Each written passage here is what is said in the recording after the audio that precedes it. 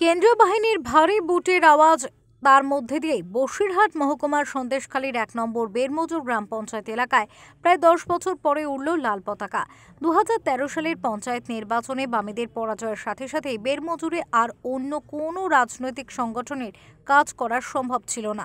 তবে বেরমজুরে সিপিআইএম এর শেষ পতাকাটা যেখান থেকে খোলা হয়েছিল মঙ্গলবার সকাল ৬টা বেজে ৩০ মিনিটে আবার সেখান থেকেই রক্ত পতাকা বাঁধার কাজ শুরু হয়। বর্ষিয়ান কমরেড পার্টির সদস্য এবং একদল যুবকর্মী এগিয়ে এসে ঝান্ডা বাঁধার কাজে হাত লাগান।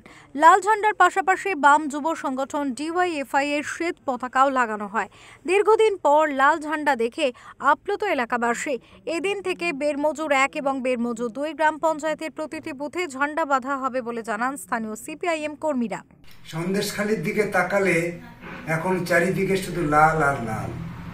কয়েকদিন আগে মা বোনেরা যেমন লাল আবিরে মেতেছিলেন, আজকের তেমনি সন্দেশখালীর বিভিন্ন দ্বীপ এলাকাতে লাল ঝান্ডার সমারোহ। যেখানে ১০ বছর আগে আমরা লাল ঝান্ডা দেখতে পেতাম না, মানুষ লাল ঝান্ডা বাঁধতে সাহস পেত না, সেই সমস্ত দ্বীপগুলোতে মানুষ সাহসে ভর করে লাল ঝান্ডা বাঁধছে বিভিন্ন গ্রামের পাড়ায় পাড়ায়। জেলিয়াখালীর মতন জায়গাতে আজকের লাল ঝান্ডা উঠছে। কোড়াকাঠি দুর্গা মণ্ডপ, মণিপুর, বিভিন্ন দ্বীপ এলাকায়, খুলনার শীতুলিয়া, এই সমস্ত দ্বীপ এলাকায় আজকের লাল ঝান্ডা উঠছে। যে সমস্ত এলাকায় ছিল একেবারে তৃণমূলের সন্ত্রাস, তৃণমূলের অত্যাচার, তৃণমূলের